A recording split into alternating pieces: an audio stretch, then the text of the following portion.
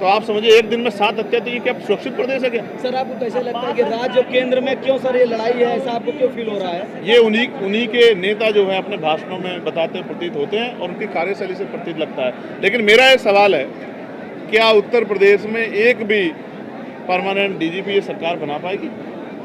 मुझे तो इसमें ये सरकार फेल लग रही है। जो डीजीपी नहीं बना पा रही सरकार, वो लोगों को न्याय कैसे देगी, इस बात को भी सोचना चाहिए। चंद्रशेखर जी, अब बात अंसारी की सदस्यता खत्म हो गई, उनको 2 साल की हेड स्पीच मामले में 2 साल की सजा हुई है सर। अब आप ये जान लो कि जो एमपी एमएलए कोर्ट बने हैं, आप अगर आपको लगता है कि कहीं आप पूर्वाग्रह से कार्रवाई हो रही, तो आप उनके खिलाफ कहीं जा भी नहीं सकते। ये एक बहुत बड़ा फेलियर है। इसका नुकसान कई बार जो है सस्ता खो के चुकाना पड़ रहा है। हालांकि हम लोग इस मामले में स्पष्ट है कि चाहे सस्ता जाए या जान, लेकिन महापुरुषों का मिशन नहीं रुकना चाहिए।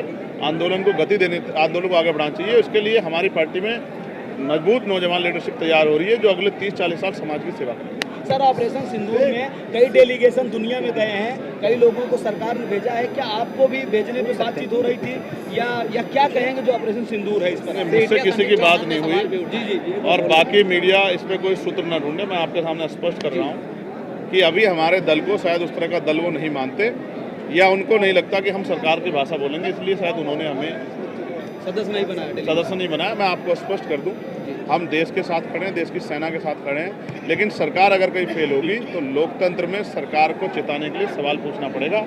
सरकार उसको देश से ना जोड़े और लोगों को गुमराह करने का काम ना करे। कल ही मैंने पढ़ा कि पहलगाम हमले का मुख्य जो है साजिशकर्ता वो पाकिस्तान में देखा गया। तो हम किस चीज़ की खुशी मना रहे हैं भाई?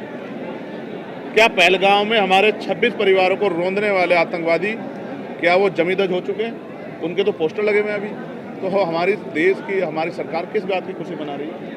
मैं आपको स्पष्ट कर दूं, हालांकि सरकार के अपने नेचर है वो क्या करती है, लेकिन हम आतंकवाद के पूर्ण रूप से खिलाफ हैं और आतंकवाद का परमानेंट नाश होना चाहिए। हम ये सरकार से अपेक्षा करते थे, इसलिए हमने उस समय कहा कि सरकार को सख्त कदम उठाने चाहिए।